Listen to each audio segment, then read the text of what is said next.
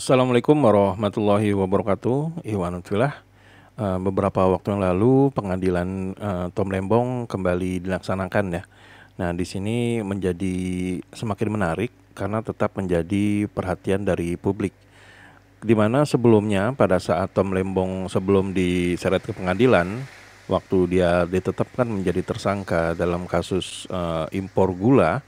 Nah, di situ banyak sekali anggota dewan, bahkan yang pro dengan pemerintah ataupun yang kontra, itu mereka melihat bahwa ditersangkakannya Tom Lembong itu ada keanehan dan sehingga banyak persepsi dari masyarakat yang menilai kalau kasus Tom Lembong ini adalah pesanan atau politisasi dan juga bisa dikatakan kriminalisasi. Karena memang Tom Lembong ini pada saat Pilpres kemarin itu tidak mendukung pemerintahan ya. Beliau mendukung Anies Baswedan yang bisa dibilang dicap sebagai oposisi pada saat itu. Nah, hal ini menjadi menarik karena ternyata bukan hanya anggota DPR, bukan hanya masyarakat biasa yang suka mengobrol di warung-warung kopi atau warung soto mengenai kasus Tom Lembong ini, ternyata mantan Panglima TNI yaitu Gatot Nurmantio juga sempat menyinggung masalah Tom Lembong ini. Memang dia berbicara dalam masalah kasus hukum yang ada di tanah air kita ini yang semakin ya bisa dikatakan amburadul lah gitu. Nah, dia juga sempat men-spill sedikit bagaimana keanehan di kasus Tom Lembong. Nah, bagaimana narasinya dan bagaimana statement lengkapnya? Mari kita simak berikut ini.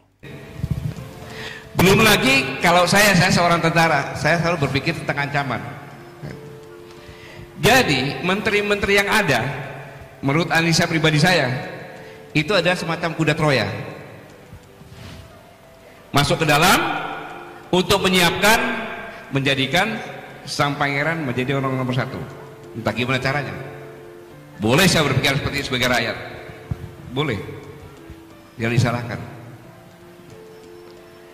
Maka mulai terlihat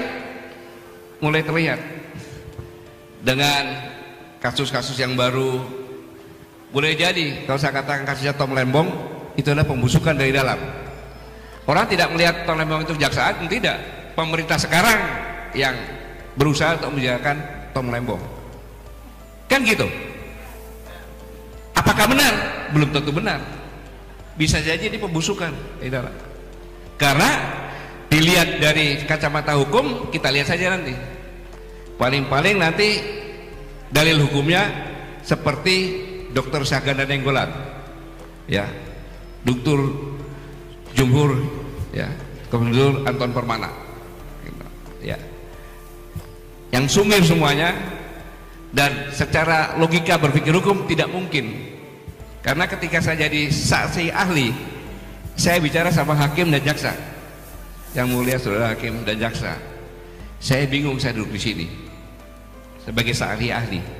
Seharusnya saya duduk sini sebagai terdakwa karena tuduhan yang disampaikan kepada Anton Permana tentang masalah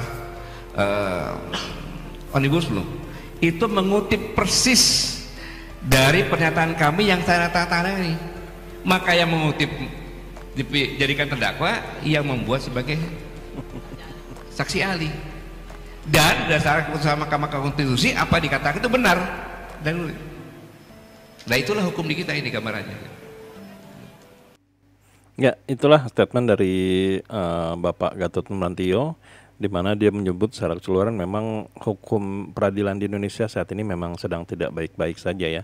Dan dia juga sempat menyebut kalau kasus Tom Lembong ini ada indikasi itu pembusukan dari dalam, sehingga terkesan dari masyarakat akan menilai kalau Tom Lembong ini dikriminalisasi oleh pemerintahannya Prabowo dan Gibran. Padahal menurut dia tidak seperti itu. Bahwa hal ini bisa jadi, katanya kan ada indikasi bahwa ini adalah pembusukan dari dalam.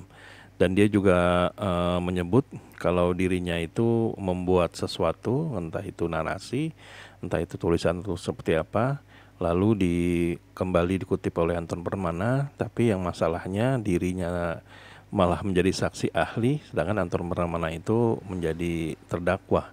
Nah, inilah yang dikatakan oleh Bapak Gatot, kalau memang hukum di tanah air kita memang sedang tidak baik-baik saja.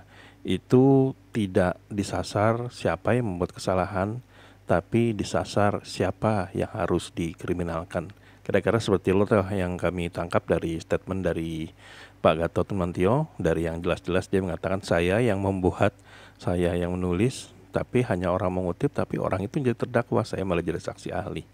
Nah jadi gimana menurut teman-teman semua? Apakah ada yang mau dikomentari dari statement mantan Panglima TNI kita ini, ataukah pro atau kontra? Silahkan tuliskan di kolom komentar ya. Jadi sampai di sini dulu ADN Project. Bila memang kami ada salah kata atau salah data, kami mohon maaf. Wabillahi taufiq wal hidayah. Wassalamualaikum warahmatullahi wabarakatuh.